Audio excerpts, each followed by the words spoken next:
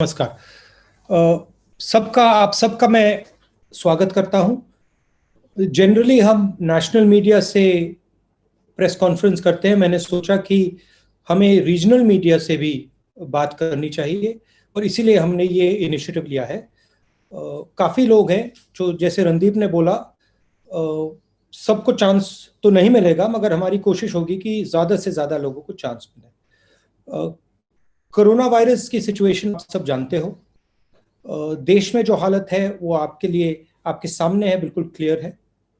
कुछ दिन पहले सरकार ने स्टेप्स लिए और मैं इन स्टेप्स के बारे में थोड़ा सा कहना चाहता हूं। देखिए, पूरा देश कठिनाई में है। लोग भूखे हैं, प्यासे हैं, सड़कों पे चल रहे हैं। जब बच्चों को चोट लगती है तो मां जो होती है वो बच्चे को कर्ज नहीं देती है। मां जो होती है बच्चे को एकदम मदद करती है। और जो मेरा डिसअपॉइंटमेंट है, और मैं राजनीतिक तौर से नहीं बोल रहा हूं, मैं हिंदुस्तान के हिंदुस्तान के साइड से बोल रहा हूं, जो पैकेज होना चाहिए वो कर्ज का पैकेज नहीं होना चाहिए। वो डायरेक्ट आज जो जरूरत है किसानों के जेब में, मजदूरों के जेब में, जो हमारे माइग्रेंट वर्कर चल रहे हैं उनके जेब में एकदम पैसे डालने की जरूरत है। और मैं आज भी विनती करता हूं, सरकार से विनती करता हूं कि आप कर्ज जरूर दीजिए, मगर भारत माता को अपने बच्चों के लिए साहूकार का काम नहीं करना चाहिए। भारत माता को अपने बच्चों को एकदम पैसा देना चाहिए, क्योंकि आज उनको पैसे की जरूरत है। जो माइग्रेंट सड़क पे चल रहा है उसे कर्ज की जरूरत नहीं है, उसे जेब में पैसे की जरूरत है। जो किसान तड़फ रहा है उसको कर्ज की जरूरत नहीं है, उसे पैसे की जरूरत है, और पैसे की कोई कमी नहीं है। तो ये एक मेरा मेन मैसेज था, राजनीतिक मैसेज नहीं है। क्योंकि मैं ये इसको इसलिए बोल रहा हूं क्योंकि अगर हमने, देखिए, जब मां अपने बेटे को पैसा देती है उसके दो कारण होते हैं। सबसे बड़ा कारण प्यार होता है कि मां बाप अपने बच्चों को प्यार करते हैं, और फिर दूसरा कारण होता है बच्चा माता और पिता का भविष्य भी होता है। ये जो लोग आज तड़प रहे हैं, ये जो लोग आज सड़क पे भूखे प्यासे चल रहे हैं, ये हिंदुस्तान के भविष्य हैं। और ये हमारे भाई हैं, ये हमारी बहनें हैं, ये हमारे माता पिता हैं। इनको हमें पूरा समर्थन करना है, और सिर्फ सरकार को नहीं। मैं आपको, रिपोर्टर्स को धन्यवाद करना चाहता हूं कि आप खड़े हुए, और आपने जो हिंदुस्तान में हो रहा है, जो सड़कों पे हो रहा है, हाईवेज पे हो रहा है, वो आपने पूरे देश को दिखाया। तो आपने भी ये अच्छा काम किया। हमारी भी जिम्मेदारी बनती है, ऑपोजिशन की भी जिम्मेदारी बनती है, सरकार की भी जिम्मेदारी बनती है। हम सबको एक साथ काम करना है। मगर मैं विनती करता हूं कि आज जो हमारी जनता है, जो गरीब जनता है, उनको पैसे की जरूरत है। और नरेंद्र मोदी जी को मैं प्यार से बोल रहा हूं कि इस पैकेज को रिकंसिडर करना चाहिए, और इसमें डायरेक्ट ट्रांसफर की जो हमने बात की थी, सीधा का सीधा बैंक अकाउंट में पैसा डालने की जो बात की थी, 200 दिन की नरेगा की जो बात की थी, किसानों को डायरेक्ट पैसा देने की जो बात की थी, उसके बारे में नरेंद्र मोदी जी सोचें। क्योंकि ये जो लोग हैं, ये हमारा भविष्य है। इन्हीं लोगों ने हिंदुस्तान को खड़ा किया है। और मैंने सुना है कि पैसे ना देने का कारण रेटिंग्स की बात है। कहा जा रहा है कि अगर हमने आज थोड़ा डेफिसिट बढ़ा दिया तो जो बाहर की एजेंसीज हैं वो हिंदुस्तान की रेटिंग डाउन कर देंगे और हमारा नुकसान होगा। और मैं प्रधानमंत्री जी से प्यार से कहना चाहता हूं कि हमारी जो रेटिंग है वो हिंदुस्तान बनाती है। हमारी जो रेटिंग है उसको हमारे किसान बनाते हैं, मजदूर बनाते हैं, छोटे बिजनेस वाले बनाते हैं, बिग बिजनेस वाले बनाते हैं। आज उनको हमारी जरूरत है, उनको पैसे की जरूरत है। रेटिंग के बारे में आज मत सोचिए, विदेश के बारे में आज मत सोचिए, आज हिंदुस्तान के बारे में सोचिए और इनको एकदम आप पैसा दीजिए और फिर देखिए जैसे ही ये लोग काम करना शुरू करेंगे, रेटिंग बिल्कुल सही हो जाएगी, कोई प्रॉब्लम नहीं आएगी रेटिंग में। हमें हिंदुस्तान के दिल को देखकर डिसीजन लेना है, विदेश को देखकर डिसीजन नहीं लेना है। तो ये मेरा मेन शुरुआत का मैसेज था। अब आप सवाल पूछिए। Thank you sir. मैं सबसे पहले उत्तर प्रदेश से दो चीजें मैं कहना चाहता हूं, और थोड़ा मैं शायद अंग्रेजी में भी बोल दूं कि जो मेरे साउथ के जो मित्र हैं उनको भी थोड़ा वो भी इसको प्रयोग कर सकें। Randeep, it's okay, should I speak in English? Absolutely, sir. For our friends from South India, there was a demand, sir. So, India is in a crisis, and everybody is in a crisis. Small businesses are in a crisis. They are future employment. Farmers are in a crisis. Laborers are in crisis. And our people, it is heartbreaking to see our people, millions of our people, walking on the highways with no food, no water. I don't want to make a political statement, but I have a serious reservation about the nature of the package that the government has given. And I would like the government to reconsider. It is good that they have taken this step. It's not a bad step. But the most important thing right now is that we put money directly into the hands of our poor people. When a child has an accident or gets hurt, the mother or the father do not give him a bank loan. They do not give him credit. A mother is ready to give whatever food she has to her son or her daughter. And that is the spirit that the government of India should employ. The government of India should not worry about what the foreigners are going to say, what the agencies are going to say. The government of India should have faith in our small and medium businesses, should have faith in our people, in our farmers, faith in the people who are walking on the streets, and immediately give them money in their pocket without a single thought. And there is a reason for this. Because if we do not support our small businesses now, if we do not support our farmers now, if we do not support our migrants now, our economy will not start. And if our economy does not start, the question of ratings does not arise.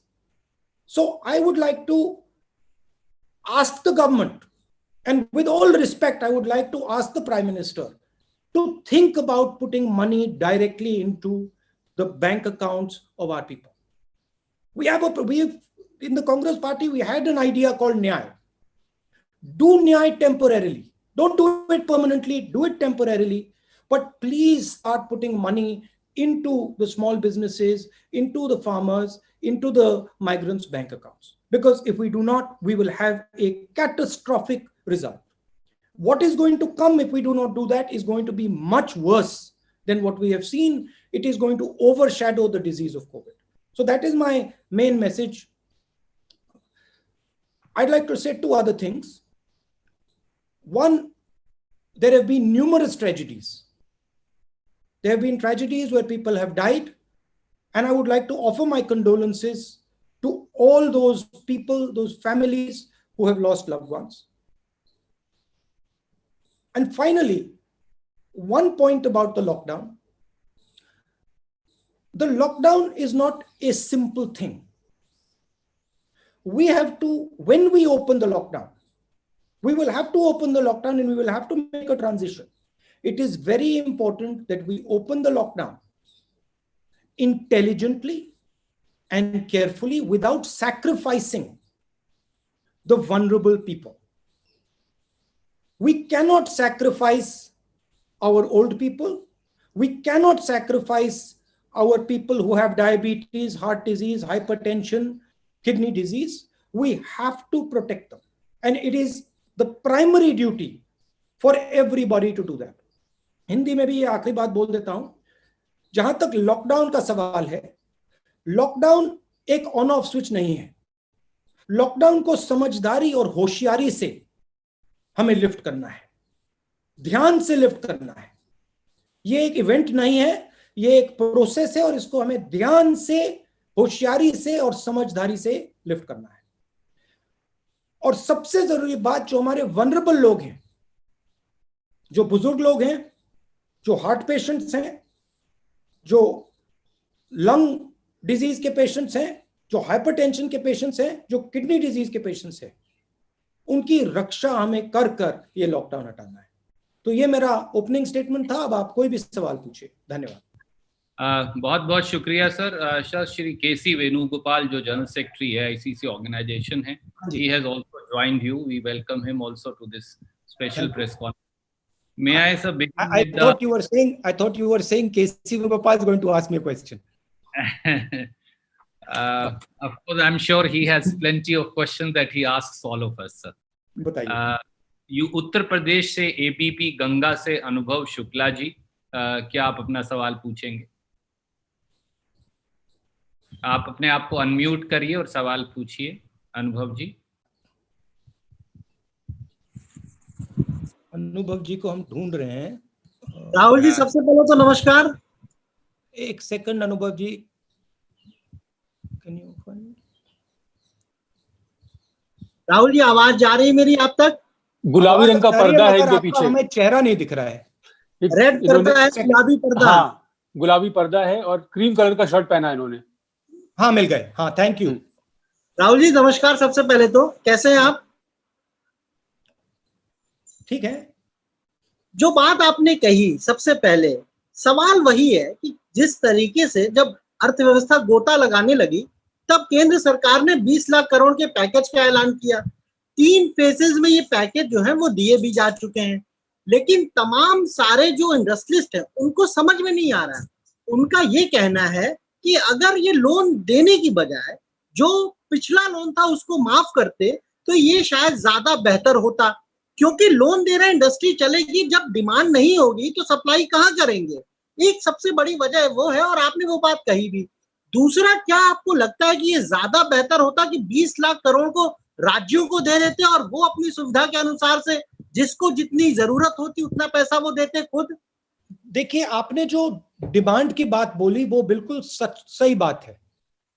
ये जो corona का problem है, ये अजीब सा problem है, क्योंकि इसमें दोनों साइड पे प्रॉब्लम आ रही है. नॉर्मली इकोनॉमिक्स में डिमांड का प्रॉब्लम होता है या सप्लाई का प्रॉब्लम होता है. इसमें डिमांड और सप्लाई दोनों बंद पड़े हैं. तो इसमें आपको, सरकार को, दोनों डिमांड और सप्लाई को एक साथ स्टार्ट करना है.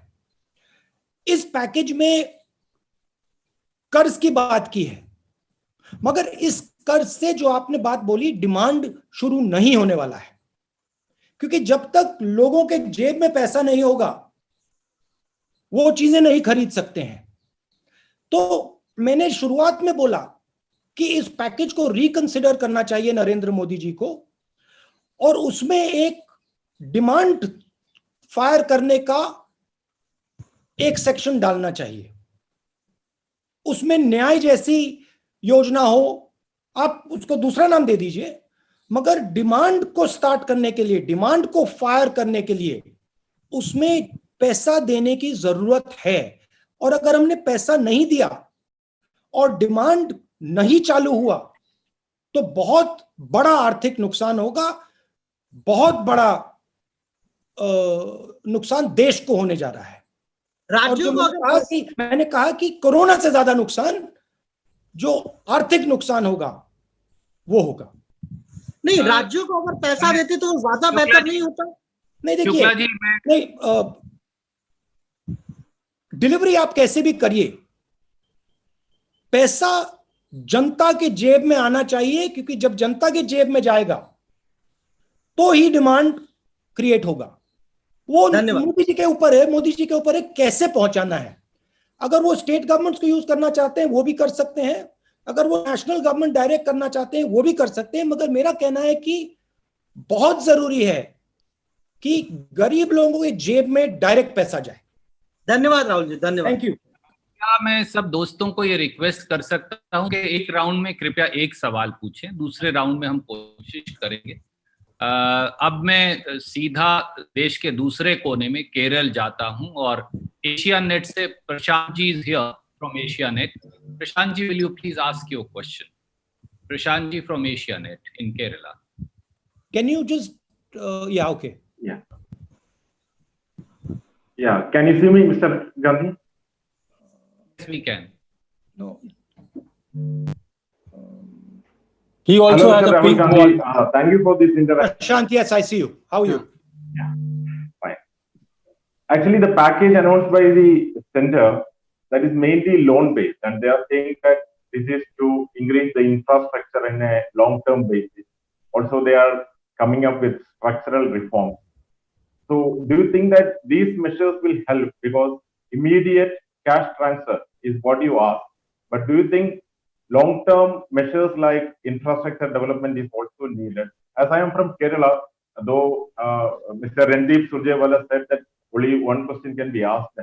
Can I also know about your opinion about the Kerala model of tackling this coronavirus, especially the situation in Wayanad, because your party is also at loggerheads with the government there?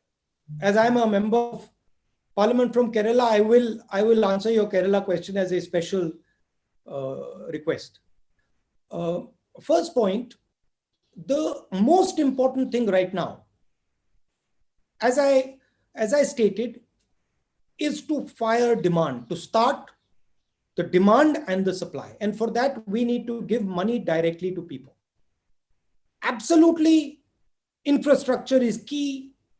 Absolutely, we have to think about these things. But right now, the priority is putting money directly into the hands of the people.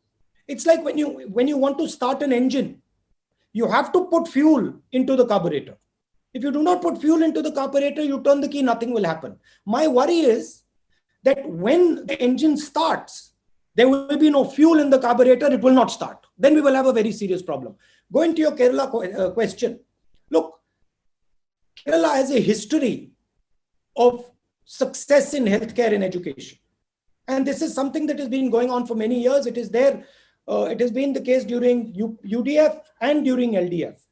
And I think it is credit to the people of Kerala that they put an effort and value these fundamental things. So I would call this success against coronavirus a success of every single person in Kerala.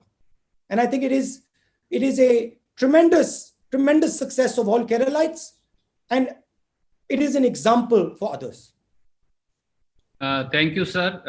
Thank you, Prashant ji. May I now go to the another side of the country, to Gujarat. Ronak Patel ji is here from ABP Asmita. Hi, Rahul. थोड़ा रौनक पटेल जी, थोड़ा background आपका कैसा है? मेरा yellow है. Yellow है. Ronak ji has interviewed. He is right next to Vaishali on the screen. Rahul ji मिले आपको? नहीं, रौनक Patel. He is on screen number 2. या मिल गए. राहुल, मेरा सवाल ये था कि पिछले कुछ दिनों से जो भी वारदातें हो रही है, दुखद घटनाएं हो रही है, अभी खास करके जो मजदूर है, माइग्रेंट लेबर से, चाहे गुजरात से हो या अलग अलग स्टेट से, उनके साथ दुर्घटना भी होती है, ऐसे दृश्य भी आते हैं जो आपको झंझोड़ते हैं. आप क्या मानते हैं इस स्थिति के लिए जिम्मेदार कौन है? उससे जुड़ा मेरा सवाल है कि आपको लग रहा है कि अलग अलग जो स्टेट है उनके बीच में कहीं ना कहीं कोऑर्डिनेशन की कमी है, चाहे गुजरात से मध्य प्रदेश हो, गुजरात से राजस्थान हो, गुजरात से महाराष्ट्र हो, महाराष्ट्र से और स्टेट हो, और क्या इस मुद्दे पर कांग्रेस ने कभी सरकार से सलाह मशवरा किया? देखिए, ये गलती देने का टाइम नहीं है, ये फिंगर पॉइंटिंग का टाइम नहीं है. आज हिंदुस्तान के सामने बड़ा प्रॉब्लम है. और इस प्रॉब्लम को हमें रिजॉल्व करना। ये छोटा प्रॉब्लम नहीं है, ये बड़ा प्रॉब्लम है। जो लेबर की बात है, ये बहुत चैलेंजिंग प्रॉब्लम है। तो मैं फिंगर पॉइंटिंग नहीं करना चाहता हूं, मैं बस ये कहना चाहता हूं कि ये जो लोग सड़कों पे चल रहे हैं, इनकी मदद हम सबको करनी है।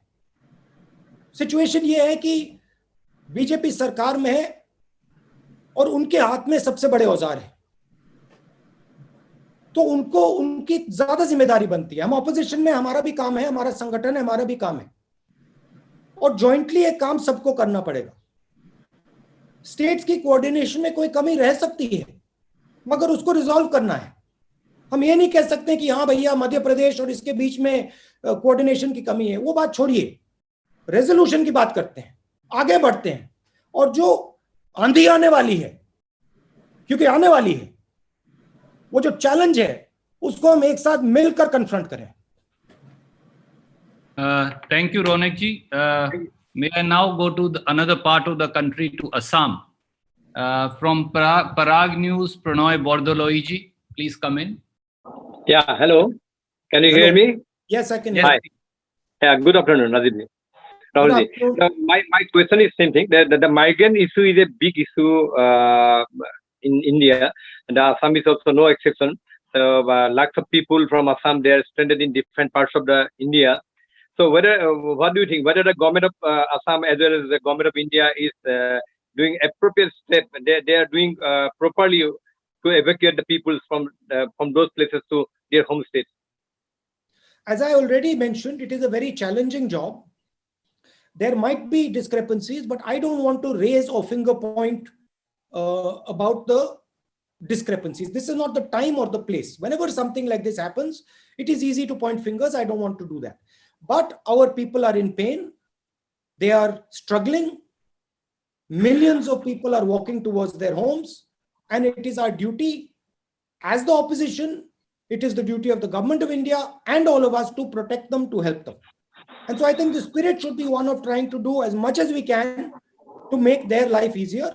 And I think it is fundamental that we give direct money to them. It is very important that we get at their most difficult time in their life. They are not going to have a more difficult time than this. It is important that we are holding their hand and that they understand and that they believe that India is holding their hand and India is not going to let them down. And I commend my friends in the media for showing the tragedy that is unfolding, because if you had not shown the tragedy that is unfolding, we would not be able to build the type of pressure that we are building. Thank you, sir. May I now come back to Rajasthan, and Yogesh Sharma ji from First India, kindly ask your question. Yogesh Sharma ji, First India. Yogesh ji, आपका राहुल जी आवाज आ रही है? आपका camera Rahul ji आवाज आ रही है? Yogesh Sharma ji, okay जी जी। राहुल जी, बड़ा अहम सवाल है और सबसे पहले तो आपका बहुत बहुत आभार कि आपने हम सबसे बात की। राहुल जी, सबसे जरूरी सवाल, आपने 12 फरवरी को ट्वीट किया था और 12 फरवरी को आपने ट्वीट कर केंद्र की सरकार को आगाह कर दिया था, इस भयानक आपदा को लेकर ट्वीट कर दिया था, बता दिया था और ये बता दिया था कि ये संकट हर राज्य में फैलेगा। क्या मानते हैं आप बड़ी चूक हुई? और उसके बाद आज जब पूरा देश में हजारों लाखों प्रवासी किसी न किसी राज्य में पैदल चल रहे हैं, किसी न किसी राज्य में पैदल चलते हुए इनकी मौत भी हो रही है, बच्चे, बूढ़े, छोटे बच्चे, और ऐसी भयावह हालात पैदा हुए, तो क्या लगता है केंद्र और राज्य दोनों सरकारें वो अपना विश्वास उन्होंने प्रवासियों के मन में खो दिया? और ये तमाम जो हालात है उसको लेकर क्या कांग्रेस पार्टी का कोई एक्शन प्लान है आपकी नजर में? आपने किराए को लेकर जरूर पहल की सोनिया जी ने, लेकिन क्या किराया काफी होगा क्योंकि लोग तो पैदल चल रहे हैं? जी नहीं, हमारे स्टेट्स में हम पूरी तरह सपोर्ट देने की कोशिश कर रहे हैं। हमारे स्टेट्स में हम डायरेक्टली पैसा दे रहे हैं, छत्तीसगढ़ सरकार डायरेक्टली पैसा दे रही है। हमने हम मनरेगा पे फोकस कर रहे हैं, मनरेगा को हम डबल करने की कोशिश कर रहे हैं। तो हमारी स्ट्रैटेजी है। जहां तक अर्ली वार्निंग की बात है, सच है कि मैंने ये बात फरवरी में उठाई, मगर देखिए अब ये कहना उसका कोई मतलब नहीं है। अब किसने उठाई, कब उठाई, क्यों उठाई, वो अलग बात है, हो गया वो। ये जो तूफान है ये अभी आया नहीं है। ये आप मत सोचिए कि तूफान आ गया है। तूफान अभी सामने आ रहा है, और वो तूफान आर्थिक तूफान है, और उससे बहुत सारे लोगों को चोट लगने वाली है। तो फिंगर पॉइंटिंग नहीं करनी, मगर जो ऑपोजिशन का काम है, मैं आपसे क्यों बात कर रहा हूं? क्योंकि मैं सरकार पे दबाव डालना चाहता हूं। मैं सरकार को कहना चाहता हूं, देखिए तूफान आ रहा है, आर्थिक बहुत जबरदस्त आर्थिक डैमेज होने वाला है, और आप डायरेक्टली पैसा डालिए, लोगों के जेब में पैसा डालिए, डिमांड क्रिएट करिए। तो मैं दबाव डालने के लिए कर रहा हूं, और मैं जानता हूं कि अगर हम थोड़ा दबाव डालें और अच्छी तरह से समझाएं तो सरकार सुन भी सकती है। और मुझे लगता है, मुझे भरोसा है कि अगर सरकार के लोग विपक्ष की बात अच्छी तरह सुने, क्योंकि उसमें थोड़ी सच्चाई है, अगर अच्छी तरह सुने वो तो हमारी बात मान लेंगे। इसलिए मैं दबाव डाल रहा हूं थोड़ा। ऑपोजिशन का काम यही है। बहुत बहुत शुक्रिया सर। शुक्रिया योगेश जी। मैं अब बिहार में टीवी 18 बिहार झारखंड दिवाकर जी हैं, कृपया वो आएंगे। दिवाकर जी अपना सवाल पूछिए। नमस्कार दिवाकर जी। राहुल जी, आपने माइग्रेंट लेबर्स की बड़ी समस्या आपने, भैया थोड़ा जोर से बोलेंगे प्लीज। हाँ राहुल जी, आपने माइग्रेंट लेबर्स का जिक्र किया। प्रवासी मजदूर जो कोरोना का संकट काल है सबसे ज्यादा प्रभावित हुआ है, और आपने कहा कि लॉन्ग टर्म सॉल्यूशन ढूंढने की जरूरत है, और वक्त आ गया है कि लॉन्ग टर्म सॉल्यूशन होना चाहिए। मेरा सवाल है कि आप प्रधानमंत्री होते अगर, तो आप 3 कौन से बड़े कदम उठाते जिससे फौरी तौर पर राहत होती और लॉन्ग टर्म सॉल्यूशन ढूंढा जाता? क्या उदारीकरण की वो व्यवस्था जिम्मेदार नहीं है जो गांव, खेतों और हमारे घर की दहलीजों से रोजगार खत्म कर दिए, मौके खत्म कर दिए, और गिनती के कुछ शहर खड़े किए, आइलैंड खड़े किए, जहां रोजगार को लेकर हम भटकते हैं और पलायन को मजबूर होते हैं। और देश का पूर्वी हिस्सा खास तौर पे बड़ी तादाद में प्रवासी मजदूर आते हैं, चाहे बिहार हो, यूपी हो, झारखंड हो, पश्चिम बंगाल हो, उड़ीसा हो, यहाँ रोजगार क्रिएट होते। तो क्या उदारीकरण की वो व्यवस्था जिम्मेदार नहीं है, और वो सरकारें जो आगे ले जा रही थी वो व्यवस्था, उस व्यवस्था को वो जिम्मेदार नहीं है? आप विवाद तरीके से अपनी बात रखते रहे। मैं प्रधानमंत्री नहीं हूं, तो ये आपका हाइपोथेटिकल क्वेश्चन है, तो मैं आपका हाइपोथेटिकल क्वेश्चन तो जवाब नहीं दूंगा। मगर मैं ऑपोजिशन लीडर हूं, तो मैं आपको बता सकता हूं कि मुझे शॉर्ट टर्म में, मीडियम टर्म में, लॉन्ग टर्म में मेरी क्या सोच है। शॉर्ट टर्म में डिमांड को आप फायर कीजिए।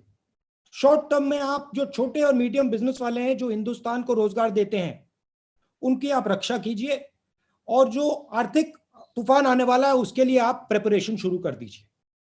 मेडिकल साइड से जो हमारे बुजुर्ग लोग हैं, जो हाई रिस्क लोग हैं, उनको आप प्रोटेक्ट कीजिए। ये हुई बात शॉर्ट टर्म की। मीडियम टर्म की बात जो है, ये जो स्मॉल एंड मीडियम बिजनेसेस हैं इनको आप सपोर्ट कीजिए, पूरे देश में सपोर्ट कीजिए। और in small and medium businesses जो 40% रोजगार हिंदुस्तान को दिलवाते हैं, इनको आप फाइनेंशियल सपोर्ट दे के इनको आप बड़ा कीजिए, और बिहार जैसे प्रदेशों में ही रोजगार तैयार कीजिए। तो ये ब्रॉडली मैंने आपको बताया। कभी आप मुझसे गहराई में बात करना चाहते हैं तो मैं आपसे गहराई में बात कर सकता हूं इनके बारे में, बट ब्रॉडली जब कोई घर छोड़ के जाता है तो रोजगार के लिए जाता है, भविष्य के लिए जाता है, अपना भविष्य बनाने के लिए जाता है। तो रोजगार की हमारी एक क्लियर कट नेशनल स्ट्रेटेजी होनी चाहिए। Thank you, sir. May I now go to Tamil Nadu? And my friend from Tamil Nadu will pardon my pronunciation, for I'm from Haryana. I think the name is pronounced as Karthi Gai Selvan from Puttiya Talaimurai TV. Karthi ji, where is Karthi ji? Please ask your question. Please unmute yourself. Karthi, please unmute yourself. You're still muted. Karthi, Unmute yourself. can you tell us what your room looks like, or can you give us some indication, because we can't see? It's a white background, sir. He's worn maroon shirt. Yeah. Yes. Can you hear me, sir? Yes, please. Good morning, Rahul sir. Yeah. This is Karthik Chelvan from Pudhiya Talaimurai. You can call me as Karthik. Yes, it's new generation media. Yeah. Happy to have this session. Rahulji, the center has been claiming that the schemes announced for 20 lakh crore is to rebuild India using the crisis as an opportunity. Don't you see like that?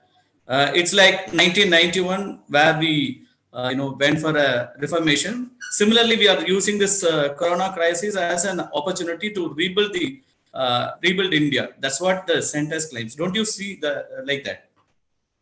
I mean, I wouldn't like to compare what is going on right now to the crisis in the 90s. I don't think that is a correct comparison. I don't think this type of crisis has happened not only in India, but in the world.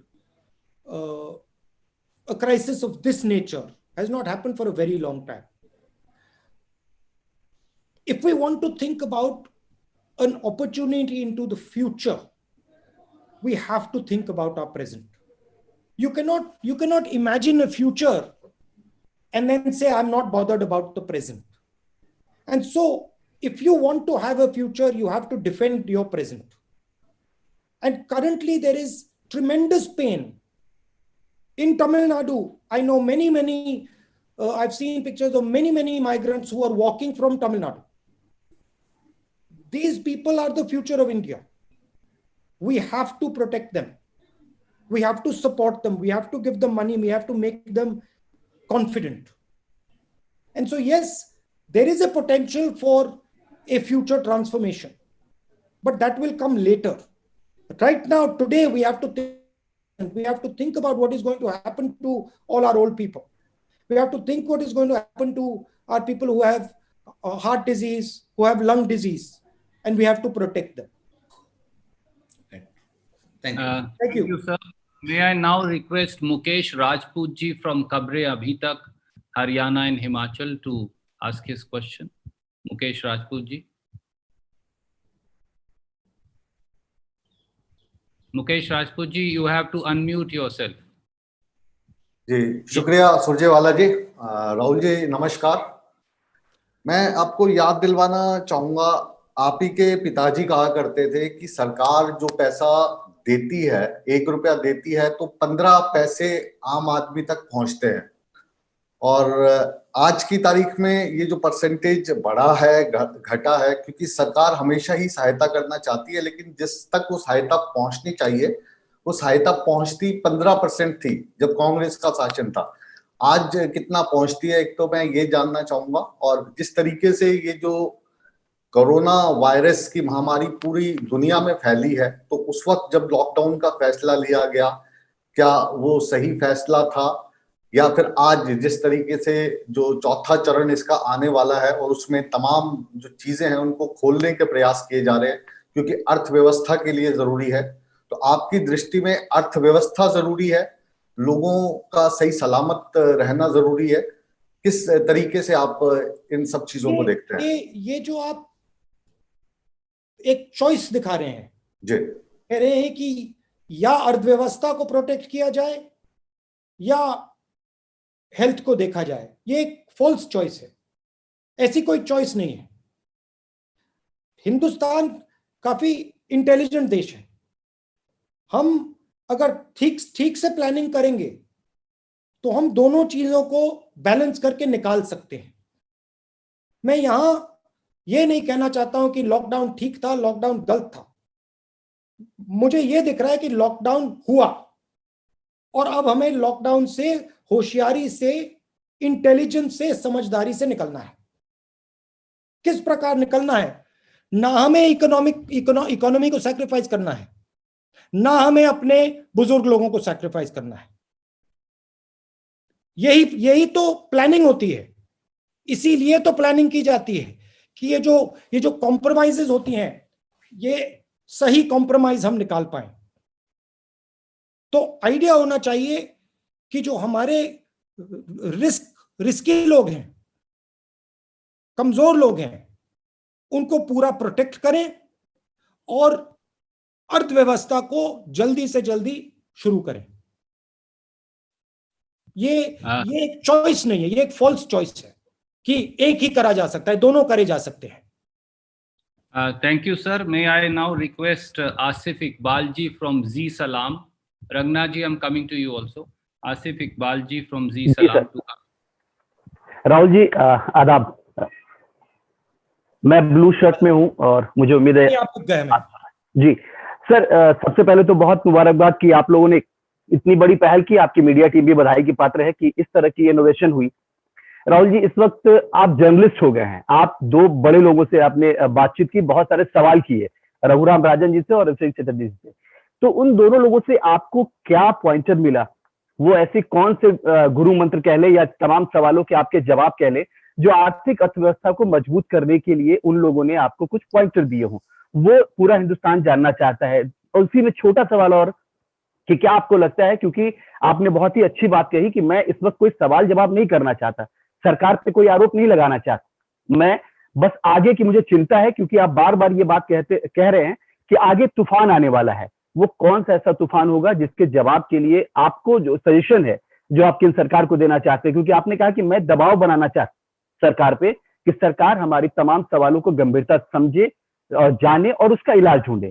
तो please. देखिए, आपका पहला सवाल क्या था? Sorry sir, दोनों लोगों से आप मुलाकात की, आपने सवाल किए, रघुराम राजन जी और देखिए, मैं जर्नलिस्ट नहीं बन रहा हूं, तो आपको मतलब घबराना नहीं चाहिए। मैं आपका रोल नहीं अपना रहा हूं। मैं अपने काम में मेरे बहुत सारे लोगों से बातचीतें होती हैं, कॉन्वर्सेशंस होते हैं, और वो बंद ऑफिस में होते हैं, बंद कमरों में होते हैं। मगर कभी कभी वो जो कॉन्वर्सेशंस होते हैं काफी इंटरेस्टिंग होते हैं, काफी गहरे होते हैं, काफी इंटरेस्टिंग होते हैं। तो मैंने सोचा कि क्यों नहीं मेरे जो कॉन्वर्सेशंस होते हैं, जो मेरी जो बातचीत होती है, एक झलक मैं बाहर भी दिखा दूं। क्यों ये सिर्फ मेरे ऑफिस के अंदर या बंद कमरे में रहे, क्यों नहीं मैं थोड़ी एक झलक बाहर दिखा दूं? तो आइडिया ये था। और आपने शब्द प्रयोग किया बड़े आदमी। देखिए, मेरे मुताबिक बड़ा कोई नहीं होता है। ज्ञान सबके पास होता है, समझ सबके पास होती है। तो जरूर हमने रघुराम राजन जी से बात की, जरूर हमने नोबेल लॉरिएट से बात की, मगर हम आम जनता से भी बात करते हैं, हम किसानों से भी बात करते हैं, हम मजदूरों से भी बात करते हैं। तो ये भी कॉन्वर्सेशन जो होते हैं, ये भी हम आपको दिखाएंगे, घबराइए मत। मैं सिर्फ जो बंद कमरे में मुझे सुनाई दे रहा है, मैं बाहर जनता को एक झलक दिखाना चाहता हूं। तो ये रही पहला सवाल। दूसरा सवाल क्या था? आप म्यूट हो गए हैं सर। सर, ये कि आपने कहा कि मैं सरकार पे दबाव डालना चाहता हूं, मैं बताना चाहता हूं कि सरकार हमारे तमाम सवालों के जवाब दे। तो वो ऐसे कौन से बड़े सवाल हैं या सजेशन हैं जो आपको लगता है केंद्र सरकार को इस वक्त देना बेहद जरूरी है? वो मैंने 2-3 बार बोला, और मैं प्यार से दबाव डालना चाहता हूं। मैं सजेशन दे रहा हूं, मुझे भरोसा है कि सरकार इनको कंसिडर करेगी, क्योंकि जो मैं बोल रहा हूं वो सिर्फ एक व्यक्ति नहीं बोल रहा है, बहुत सारे लोगों से मैंने बात की है, मजदूरों से मैंने बात की है, इकोनॉमिस्ट से मैंने बात की है, कैप्टन्स ऑफ इंडस्ट्री से बात की है, छोटे बिजनेस वालों से बात की है। और जो मैं कह रहा हूं, डिमांड क्रिएशन की जो बात की, सीधा पैसा डालने, बैंक अकाउंट में पैसा डालने की बात की, ये सिर्फ मेरी सोच नहीं है, ये बहुत सारे लोगों की सोच है और मैं उस सोच को आगे रख रहा हूं। और मुझे पूरा भरोसा है कि इस बात को नरेंद्र मोदी जी गंभीरता से लेंगे, इसको नरेंद्र मोदी जी करने की कोशिश करेंगे। Thank you sir. मेन बात है कि जो इकोनॉमी है, उस इंजन को, जैसे इंजन को प्राइम किया जाता है, कार्बोरेटर में फ्यूल डाला जाता है, उस इंजन को एकदम प्राइम करने की जरूरत है, एकदम इंजन में फ्यूल डालने की जरूरत है और आज करने की जरूरत है। Thank you sir. May I now go to Karnataka, to TV9, our friend Ranganath Bhardwaj ji. Ranganath ji is right here. Can you please ask you first unmute yourself, sir? Ranganath ji, you are not unmuted. सुन रहे राहुल जी, नमस्कार। नमस्कार। Blue background, black shirt. Found you. Can I have some water, please? Yeah. तो मैं कर्नाटक से बात कर रहा है। कर्नाटक का आपको पता ही है, आपका माताजी बल्लारी में जीत गया था एंड इंदिरा गांधी जी को टर्न दिया है चिक्कमगलूर, वो कर्नाटक का। पहला बात यह है, मैंने कोरोना के बारे में, सेंट्रल के बारे में एंड आर्थिक स्थितिगति के बारे में मैंने बात नहीं करना चाहता है, क्योंकि आपका व्यूज जो है आपने शेयर किया है हमारे साथ। मैं सिर्फ राहुल जी के बारे में, स्टेट कांग्रेस के बारे में एंड ओवरऑल कांग्रेस का स्थितिगति के बारे में मैंने बात करना चाहता है। मुझे सिर्फ 3 मिनट दीजिए, 3 मिनट। रणदीप जी, 3 मिनट विदाउट डिस्टर्बेंस। बोलिए सर। भैया, this is a press conference. Yeah. If you want to बात करना चाहते हैं मुझसे, तो आप No. बात कर लीजिए। No. ये सवाल जवाब का नहीं, बहुत शार्टली मैंने प्रश्न पूछ रहा है आपको। नहीं, क्या है, इंदिरा गांधी जी का एक एग्जांपल देके मैंने आगे निकलूंगा। I will not take more than 3 minutes. It's not required. It's not done, sir. There are 70 people waiting. There are 75 people. Very short. Interrupt you. There are many people. We are trying to. Yes, sir. Very shortly, sir. Give me 2 minutes. Ask your question briefly. Please ask the question. Indira Gandhi ji को एक बिहार का एक village ने turn दे दिया, number 1। And 1999 में कर्नाटक में 5 जन जो शुरू हो गया, कैसे जनता परिवार को दूर रखा एंड कांग्रेस कैसे सत्ते पे आया, नंबर 2। नंबर 3, 2013 में बेंगलुरु टू बल्लारी का जो पदयात्रा हुआ सिद्धरामैया एंड डीके का, वो कैसे रिजल्ट दे दिया। मैंने ये एग्जांपल क्यों दे रहा है राहुल जी, लोग का बीच में जो रहते हैं आप लोग, तब रियली आप लोग हीरो बन जाता है। मेरा प्रश्न ये है, आपके साथ बहुत बड़ा पार्टी है, पार्टी का लेगेसी है, इतना बहुत बड़ा मात्रा में कार्यकर्ता है, आप थोड़ा ज्यादा गट्स दिखाना है, मेरा सिंसियर रिक्वेस्ट है। क्योंकि मैंने एक एग्जांपल दे दूंगा, कर्नाटक का एक एग्जांपल देके मैंने आगे निकलूंगा। डीके शिव कुमार को आपने डीके शिव कुमार को आपने केपीसीसी का अध्यक्ष बना। देखिए, कर्नाटक कांग्रेस में एक एंतो आ गया है, उन्होंने एक चैलेंज किया था लाइव में मुझे, हम विलेज जा रहा है, विलेज का लोग के पास हमने जो वेजिटेबल्स है वो हमने खरीद कर रहा है एंड सब हमारा एमएलए को बोला है। मेरा सिंसियर रिक्वेस्ट ये है राहुल जी, आपके पास सब कुछ है, आप नेता बनना चाहिए, सिर्फ मेरा ये है, अपोजिशन पार्टी का रियल लीडर बनना चाहिए, लोग आपके साथ देगा। Thank you. क्यों आप नहीं कर पाए? Thank you very much. Thank you for your kind suggestions. May I now go to Madhya Pradesh, Bansal TV, Sharad ji, to go ahead and ask his question. Bansal ji, बिल्कुल धन्यवाद राहुल जी। नमस्कार, मैं शरद द्विवेदी। मैं मैरून कुर्ता, बुक सेल्फ पीछे है, maroon kurta आपने देख लिया? नहीं देख रहे हैं। मैरून कुर्ता पीछे बुक सेल्फ है। हाँ देख लिया।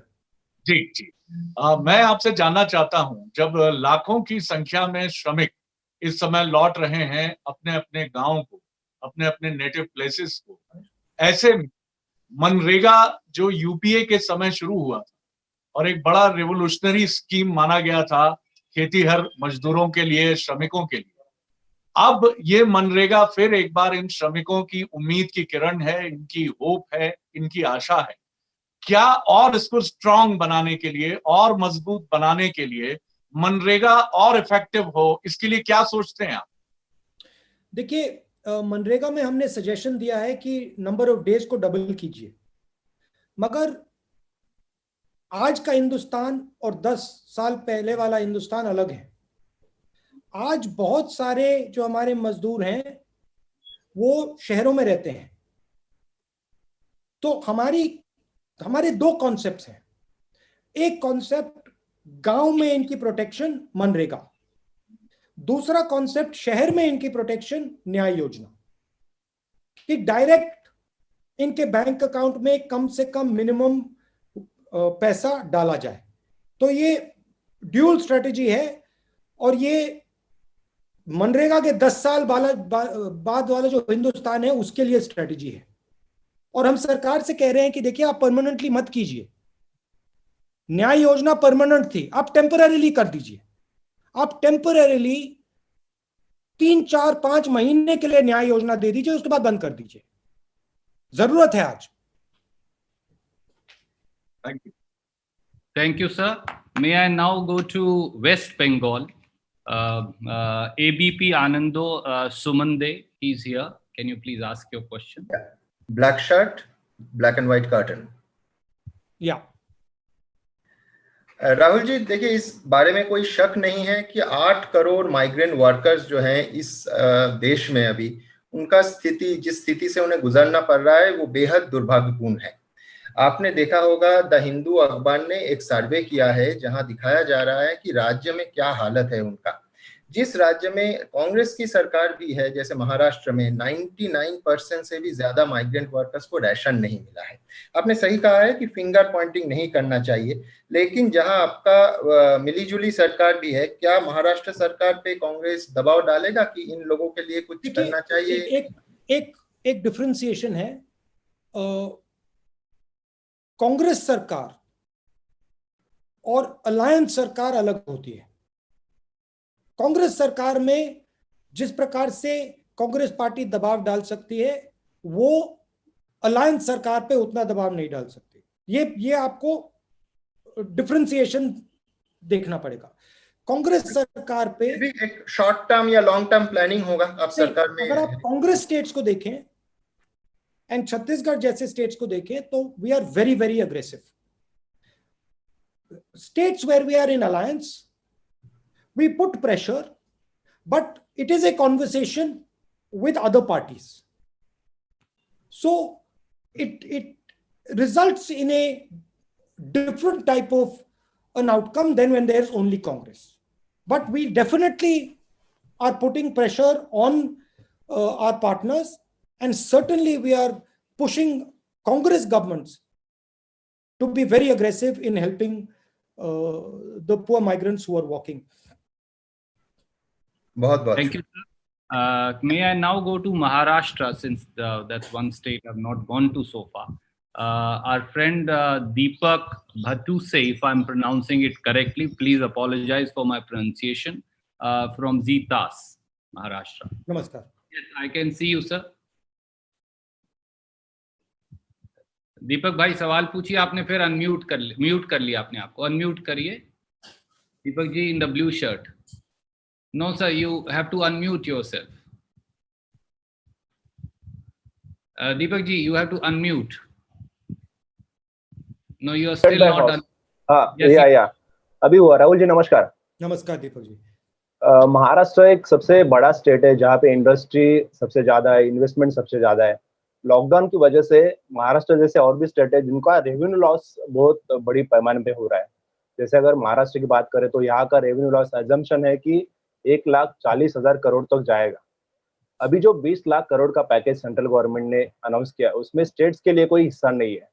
क्या महाराष्ट्र जैसे जो बड़े स्टेट्स है जैसे कोविड का भी प्रभाव यहाँ पे ज्यादा है, उनको ज्यादा से ज्यादा मदद मिले, इसलिए अपोजिशन पार्टी के तौर पे कांग्रेस कुछ सरकार पे प्रेशर बनाएगी। और दूसरा क्या, अब तक जो मदद सरकार से सेंट्रल गवर्नमेंट की तरफ से हो रही है उसमें कुछ भेदभाव आपको दिखाई दे रहा है? जैसे भाजपा शासित राज्य की तरफ ज्यादा ध्यान दिया जा रहा है और जो नॉन बीजेपी स्टेट से उनके तरफ थोड़ा निगलिजेंस का दौर है सेंट्रल गवर्नमेंट का, ऐसे कुछ आपको दिखाई दे रहा है?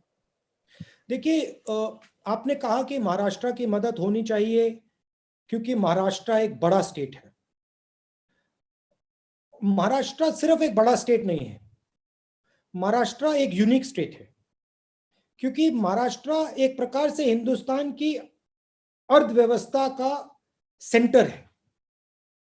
तो महाराष्ट्र को बिल्कुल पूरी सपोर्ट मिलनी चाहिए, सब स्टेट्स को मिलनी चाहिए, और जितनी सपोर्ट सरकार स्टेट्स को देगी उतना फायदा होगा क्योंकि वही स्टेट्स ही डिलीवर कर सकते हैं पैसा, स्टेट्स ही लीड कर सकते हैं, कोविड की लड़ाई को लीड कर सकते हैं। सेंटर का काम मैनेजमेंट का काम है, स्टेट का काम ऑपरेशंस का काम है। स्टेट का काम कोविड को की लड़ाई लड़ने का है, सेंटर का मैनेज करने का है। तो जरूर मतलब पूरा समर्थन देना चाहिए। और ये एक कंप्लेंट आ रही है कि सेंट्रल गवर्नमेंट जिस प्रकार से स्टेट्स को पैसा देना चाहिए वो नहीं कर रही है। देखिए स्ट्रैटेजी अलग हो सकती है, उनकी सोच हो सकती है कि नहीं हमें सेंट्रलाइज करके करना है, मेरी सोच है कि सेंट्रलाइज करके बात नहीं बनेगी। तो मुझे लगता है कि स्टेट्स को सपोर्ट देना चाहिए और स्टेट्स के थ्रू काम करना चाहिए। Thank you, sir. I am in the process now winding up the press conference. There are many questions, but I'll still try and take some. May I now request from Andhra Pradesh, our friend Rajashekhar ji from NTV, Chief Editor of NTV, Rajashekhar ji. Please ask your question. Where is it? Rajashekhar ji, will you please unmute yourself?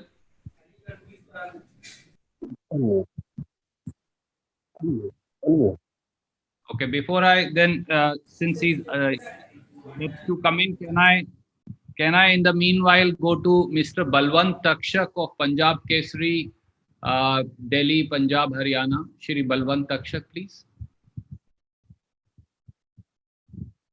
Balwant ji please अपने आप को unmute करिए। राहुल जी नमस्कार। राहुल जी नमस्कार। नमस्कार। एक second, background में पर्दे हैं। पर्दे तो बहुत सारों के पीछे हैं, बताइए। हाँ ओके जी, रेड मेरा हाथ ऊपर उठा रखा है मैंने। दिख गए, आप दिख गए राहुल जी। हाँ जी, आरटीआई में एक खुलासा हुआ है। हाँ, आरटीआई में एक खुलासा हुआ है कि विदेशों से आने वाले अधिकांश यात्रियों को मार्च महीने में स्क्रीनिंग से छूट दी गई थी। क्या आपको लगता है कि ये गंभीर चूक थी जिसकी वजह से हम 2 महीने से लॉकडाउन झेलने को मजबूर है और देश की अर्थव्यवस्था तहस नहस हुई है? इसके साथ ही प्रधानमंत्री ने जो 20 लाख करोड़ का पैकेज घोषित किया है, इससे लोगों के चेहरे पर तसल्ली और संतोष दिखाई देना चाहिए था, लेकिन बेचैनी और पीड़ा ज्यादा है। क्या वजह है इसकी? इसकी वजह यह है कि ये क्रेडिट पैकेज है, इसमें पैसा नहीं है, पैसा डायरेक्टली नहीं दिया जा रहा है। और पूरा हिंदुस्तान जानता है कि आज इस इमरजेंसी में, इस मुश्किल में पैसा डायरेक्ट जाना चाहिए, बैंक अकाउंट में जाना चाहिए, किसान के हाथ में जाना चाहिए, मजदूरों के हाथ में जाना चाहिए, स्मॉल मीडियम बिजनेसेस के हाथ में जाना चाहिए, और वो नहीं हुआ है। और इसीलिए ये बातचीत आज हम कर रहे हैं कि मैं चाहता हूं कि सरकार इसको रिकंसिडर करे, क्योंकि इससे नुकसान होने वाला है। जहां तक फिंगर पॉइंटिंग की बात है, किसने क्या किया, वो मैं नहीं करना चाहता हूं, वो आप मुझसे 3, 4, 5 महीने बाद पूछना। Thank you, sir. Ranjita ji from the ETV Urdu and the entire ETV network, please come in. Ranjita Jha ji. Ranjita ji, first unmute yourself, please.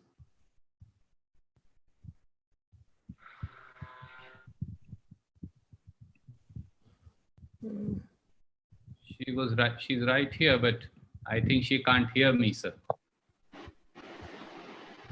Ranjita ji, can you hear me? I think that she can't hear me, so I'll then now go to Jharkhand, Satish Singh ji from TV 18. Satish Singh ji, please अपना सवाल पूछिए. Santosh Singh sir. Sorry, Santosh Singh ji from TV 18. Hi, Rahul ji. Santosh Kumar ji. Santosh Kumar, yes, right. Rahul ji नमस्कार. नमस्कार. मेरा सवाल migrant labourers से है, क्योंकि हमारे स्टेट से लगभग 10 लाख जो रजिस्टर्ड हैं अभी माइग्रेंट लेबरर्स हैं, जो कि अभी आने को वेट कर रहे हैं. ट्रेनें चल रही हैं, कुछ आ चुके, कुछ इंतजार में हैं. लेकिन सवाल ये उठता है कि उनके आने का, ये जो अभी आने का सिलसिला शुरू हुआ, ये आया क्यों सिचुएशन ऐसा? क्या इसको ऐसा नहीं रोका जा सकता था उनको वहां पर क्या उनकी व्यवस्था नहीं की जा सकती थी? क्योंकि उन सब के रहने के लिए वहां जगह थी, उनके पास स्टोव थे, उनके पास खाना बनाने के लिए सब कुछ था. क्या ये जो राशन की व्यवस्था अभी यहाँ सरकार कर रही है, वो वहीं अगर हो जाती तो शायद अभी, क्योंकि झारखंड बहुत ही गरीब स्टेट है, आर्थिक हालत अगर देखें तो यहाँ पर हेल्थ फैसिलिटीज उतने नहीं हैं. अब हमारे लिए बड़ी चुनौती जो है वो अब इनके स्वास्थ्य को लेकर है कि अगर यहाँ कोरोना गांवों तक फैला तो हमारे पास कैसे हम इन्हें बचाएंगे. पहला सवाल तो ये है. दूसरा, आप कह रहे हैं कि डीबीटी, हमारे सरकार ने यहाँ जितने भी लेबरर्स हैं उनके फैमिली को 2000 रुपए ट्रांसफर पर मंथ करने की बात कही है और की भी जा रही है. तो ये जो सिलसिला है ये कब तक अभी चलेगा? आपका क्या नजरिया है जो डीबीटी की बात कर रहे हैं? आप कितने डीबीटी की बात कर रहे हैं और कितने समय के लिए कर रहे हैं? तीसरा, क्योंकि लॉन्ग टर्म में डीबीटी बहुत बड़ा सॉल्यूशन बनता नहीं है, तो लॉन्ग टर्म के लिए क्या नजरिया है? क्योंकि ये लेबरर्स जो हैं ये स्किल्ड हैं, इनको क्या हम अपने ही स्टेट में अगर काम की व्यवस्था करें, इसके लिए लेबर रिफॉर्म्स की बात करनी पड़ेगी, इसके लिए कई ऐसे चेंजेस की बात करनी पड़ेगी. देखिए, जो न्याय योजना का कॉन्सेप्ट हमारा था वो लॉन्ग टर्म कॉन्सेप्ट था और हमने कैलकुलेट किया था, बिल्कुल सस्टेनेबल तरीके से वो किया जा सकता था. मगर कोरोना के समय हमने सरकार को एडवाइस किया कि आप टेम्परेरीली 3-4-5 महीने के लिए न्याय योजना जैसा प्रोग्राम 50% लोगों को, सबसे गरीब लोगों को आप डायरेक्ट पैसा दीजिए. आइडिया डिमांड को स्टार्ट करने के लिए, और ये किया जा सकता है. ये कोई बहुत महंगी चीज नहीं है. ये 65-70 हजार करोड़ में ये काम किया जा सकता है, हमने कैलकुलेट किया है. जहां तक रोजगार की बात है, मैंने पहले भी बोला, रोजगार स्मॉल एंड मीडियम बिजनेसेस पैदा करते हैं और स्मॉल एंड मीडियम बिजनेसेस को आज प्रोटेक्शन की जरूरत है, पैसे की जरूरत है, सपोर्ट की जरूरत है. जो समझदारी और होशियारी से जो भी हम स्टेप लें, चाहे वो लॉकडाउन लगाने का स्टेप हो, चाहे वो लॉकडाउन हटाने का स्टेप हो, ये एक इवेंट नहीं है, ये बहुत कॉम्प्लिकेटेड प्रोसेस है और हमें इन चीजों को समझदारी और होशियारी से सोच समझ के करना चाहिए. और मैं आगे की बात कर रहा हूं, अभी ये बात खत्म नहीं हुई है. देखिए, अभी लॉकडाउन को खोलने की बात हो रही है. अगर हमने बिना सोचे समझे लॉकडाउन को खोल दिया, नुकसान होगा. मगर खोलना है तो सोच के समझ के लोगों को प्रोटेक्ट करके करना है. माइग्रेंट्स की बात, माइग्रेंट्स को सेफली पहुंचाना था, आज भी वो चल रहे हैं. मैंने सरकार को रेकमेंड किया है कि जल्दी से जल्दी इनकी मदद करके इनको होम स्टेट तक पहुंचाया जाए और फिर इनको टेस्ट किया जाए और इनको सेफली घर पहुंचाया जाए. Thank you, sir. I am now concluding. There are many questions, but I want to first come to Odisha because we haven't been able to give a chance there. From Kalinga TV, Somejit Patnaik ji, editor-in-chief, is here. Somejit ji, will you please ask your question? Odisha Kalinga TV.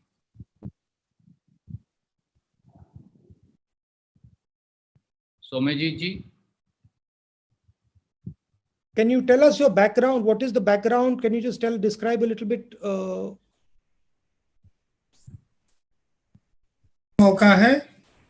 There is no chance for UP to asking the question. Yes, sir, we are going to come. There will be a chance, sir. I'm just trying to go at least once to every state. Can you please? Sir मेरा phone disconnect हो गया था. मैं अपना सवाल पूछना चाहती हूँ. जी मेरा भी सवाल रहता है. मैं तब से काफी देर से कोशिश कर रही हूँ. Ranjita has come back, Randeep sir, if you want, because Somajit is. Randeep जी मेरा भी एक क्वेश्चन है, प्लीज आप मेरा भी ले लीजिए.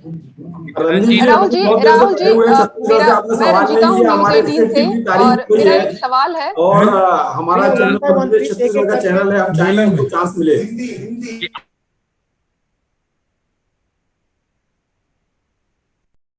आदरणीय साथियों, मेरा आपसे एक अनुरोध है, अगर हम सब बोलेंगे तो किसी का प्रश्न नहीं सुन पाएगा.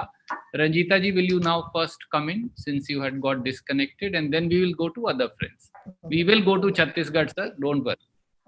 जी राहुल जी, मेरा सवाल है आपसे कि आपने जितने भी वीडियो कॉन्फ्रेंसिंग के जरिए प्रेस कॉन्फ्रेंस किया है, हमेशा आपने श्रमिक मजदूरों की समस्याओं को रखा. आपने हमेशा कहा कि मजदूरों को लेकर सरकार को एक प्लान बनाना चाहिए. सरकार ने प्लान भी बनाया, ट्रेनें भी चलाई, लेकिन उस ट्रेनों का लाभ कितना लोगों को मिल पा रहा है, ये एक बड़ा सवाल है. लेकिन जो रेल मंत्री है पीयूष गोयल, उन्होंने साफ तौर पर कांग्रेस शासित राज्यों पर आरोप लगाया कि वो अपने राज्यों में ट्रेनों की आवाजाही को लेकर एनओसी नहीं दे रहे हैं. ये आरोप राज्य सरकारों पर लगाया जा रहा है रेल मंत्री के द्वारा. किस तरह से आप इस आरोप को देखते हैं? नहीं, ये बिल्कुल सही नहीं है. कांग्रेस पार्टी ने ये बात उठाई थी. कांग्रेस पार्टी ने ही कहा कि कांग्रेस प्रेसिडेंट ने कहा कि पैसा हम देने को तैयार है. तो ये शुरुआत ही हमने की थी. मगर मैं कोई फिंगर पॉइंटिंग नहीं करना चाहता हूं. मैं सिर्फ ये कहना चाहता हूं कि जो आज मजदूर सड़कों पे हैं, उनको जल्दी से जल्दी सरकार घर पहुंचाए.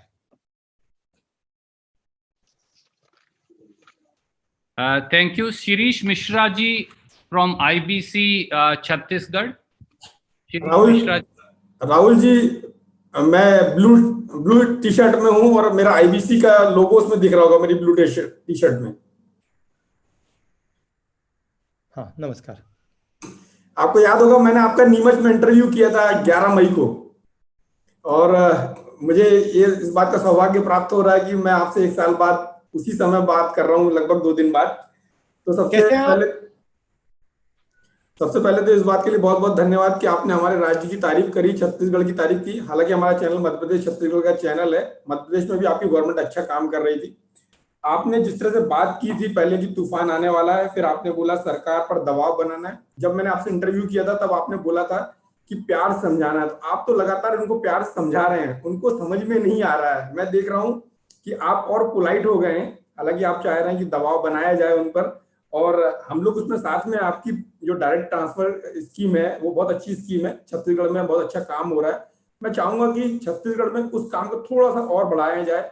और मजदूरों को लेकर जो बात अभी एक और सज्जन ने पूछी है कि वो केंद्र सरकार ऐसा आरोप लगा रही है, और अभी मैंने देखा एक न्यूज चैनल में भी इस बात के को लेकर भूपेश बघेल जी को चैलेंज किया गया. तो मैं चाहूंगा कि कांग्रेस इस मामले में एग्रेसिव होके बात को सामने लाए और मजदूर सुरक्षित रूप से पहुंचे. और जो आपने बात की है, तो जिस तरह से सोनिया गांधी जी ने पहले थोड़ा कंक्लूड करिए क्योंकि बहुत सारे साथी और जी सोनिया जी ने जिस तरह से रेल के किराए को लेकर इनिशिएट किया, तो उसके बाद केंद्र सरकार एक्शन में आई. तो क्या सोनिया जी से आप बोलेंगे कि इस बात को लेकर भी वो इनिशिएट करें ताकि फिर केंद्र सरकार एक्शन में आए? देखिए, ये राजनीतिक सिस्टम है. सरकार है, ऑपोजिशन है. हमारा रोल दबाव बनाने का रोल है. हम दबाव नफरत से बना सकते हैं, प्यार से भी बना सकते हैं, अच्छी तरह बोल सकते हैं, गलत तरीके से भी बोल सकते हैं. सोनिया जी से आप बोलेंगे? हमारी चॉइस है कि हम अच्छी तरह बोलें, बिना फिंगर पॉइंटिंग किए बोलें, प्यार से बोलें और उनके सामने रखें. देखिए, हमने 2-3 सुझाव जो दिए थे, पैकेज में 1-2 सवाल एक्सेप्ट किए गए, मगर हमारा जो पैकेज की जो फिलॉसफी थी कि डिमांड और सप्लाई को स्टार्ट करना है, पैसा जेब में देना है और क्रेडिट देना है। वो जो दूसरा पार्ट था जेब वाला इन्होंने नहीं किया, तो हम उस पर थोड़ा प्रेशर बना रहे हैं। छत्तीसगढ़ में कुछ दिन पहले मेरी चीफ मिनिस्टर से बात हुई और मुझे बता रहे थे कि वो डायरेक्टली अब पैसा लोगों के जेब में डाल रहे हैं। तो काफी सक्सेसफुल चीज है, काफी अच्छी चीज है और यही हमारी कोशिश है कि बाकी स्टेट्स में भी ये काम शुरू हो जाए। मगर देखिए एक प्रॉब्लम है जो मैं आपको क्लियर बता देता हूं, और वो सिर्फ छत्तीसगढ़ का प्रॉब्लम नहीं है, वो हिंदुस्तान के हर प्रदेश का प्रॉब्लम है कि जितना पैसा सेंट्रल लीडरशिप को, सेंट्रल गवर्नमेंट को, प्रदेशों को देना चाहिए वो दे नहीं रही है। तो वो भी एक बॉटलनेक बन रहा है। वो सब चीफ मिनिस्टर्स यही कह रहे हैं, बीजेपी के चीफ मिनिस्टर भी ये कह रहे हैं। Thank you sir. Sir Orissa से हम कनेक्ट नहीं कर पाए थे। राधा माधव मिश्रा जी हैं, editor OTV, he is here. Please ask your question. He is logged in from the studio itself. Yes. जी राहुल जी नमस्कार। दो सवाल है मेरा। पहले तो आप पहले भी बोल चुके हैं कि जो कोरोना के लिए टेस्टिंग होता है, RT-PCR टेस्टिंग, उसे एग्रेसिव और स्ट्रेटेजिकली करना चाहिए। तो क्या उसमें कहीं पर चूक हुई है अभी तक? क्योंकि अभी हर्षवर्धन स्वास्थ्य मंत्री जी बोल रहे हैं कि हम इसी महीने में 1 लाख पर डे टेस्ट करने के लिए अभी सक्षम हुए हैं।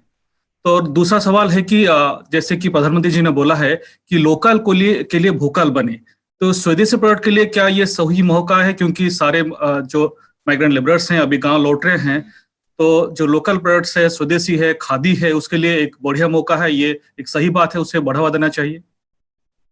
नहीं, वो लोकल वोकल ये सब बात ठीक है, मगर अभी जेब में पैसे की जरूरत है। तो लोकल वोकल जब ही होगा जब उसके पेट में भोजन होगा। तो इसलिए जल्दी से जल्दी उसको सपोर्ट देनी है। कोरोना के बाद, जैसे पहले किसी ने कहा कि कोरोना के बाद हम अपॉर्चुनिटी निकाल सकते हैं, मगर आज हमें कोरोना से लड़ना है। दूसरा मेरा सवाल था टेस्टिंग को लेकर, क्या एग्रेसिव टेस्टिंग में कहीं पर We will take your second question in the finger Poynting की बात हो जाएगी। टेस्टिंग ठीक नहीं हुई। अब देखिए जो हुआ, अब हमें आगे देखना है। 2-3 प्रॉब्लम्स हैं। एक, इकोनॉमी को उसका स्टार्ट करना है, डिमांड क्रिएट करना है। दूसरा, जो हमारे लेबरर्स हैं, जो मजदूर वापस घर जा रहे हैं, उनको कंफर्ट देनी है, कॉन्फिडेंस देनी है, उनको भरोसा देना है कि वो वापस शहर आ सकते हैं, बिना डरे आ सकते हैं। तो ये 2-3 बड़ी चीजें करनी है। टेस्टिंग की बात आप मुझसे 3-4 महीने बाद पूछिए, मैं आपको पूरा बता दूंगा। Thank you sir. मैं 1.25 घंटा से ज्यादा हो गया है और लगभग 23-24 प्रश्न हो चुके हैं। हमने बाकी के सब सवाल आपने जो आप भेजते जा रहे हैं मैं नोट करता जा रहा हूं। जो सेकेंड इंटरेक्शन राहुल जी करेंगे, मैं ये प्रयास करूंगा कि वो सारे सवाल जो इस बार नहीं हम ले पाए, उन सारे चैनल्स और साथियों से वो भी हम लें। with permission of Rahul ji, I will say now that if we can conclude, we have about 200 more questions, sir. Can I Randeep ji, can I just say 2 things? Yes, sir. So आप लोगों को थोड़ी comfort मिल जाए। देखिए, हम national media का press conference करते थे और एक्चुअली 2 मीडियाज हैं, एक नेशनल मीडिया है, एक रीजनल मीडिया है। हमारी कोशिश रहेगी कि हम दोनों के साथ बात करें। तो नेशनल मीडिया का प्रेस कॉन्फ्रेंस होगा और रीजनल मीडिया का भी प्रेस कॉन्फ्रेंस होगा, और ये पहला प्रेस कॉन्फ्रेंस है, मगर आप भरोसा करिए ये आखिरी प्रेस कॉन्फ्रेंस रीजनल मीडिया का नहीं होगा। ये रेगुलरली हम आपके साथ बातचीत करेंगे, और जो लोग आज सवाल नहीं पूछ पाए वो कल जरूर सवाल पूछ सकेंगे। और रणदीप जी, जिन्होंने आज पूछा उनको आप लाइन में पीछे कर दीजिए, और जो नहीं पूछ पाए उनको आप लाइन में आगे कर दीजिए। और फिर से कंक्लूड करने के लिए मैं आप सबसे कहना चाहता हूं कि आप सबका बहुत बहुत धन्यवाद, और जो आपने रोल प्ले किया है, जो आपने रिस्क लिया है, जो आपने लेबरर्स की बात उठाई है, सड़कों पे आप उतरे हैं, इसके लिए आपको बहुत बहुत धन्यवाद। पूरा हिंदुस्तान आपको धन्यवाद करता है। नमस्कार।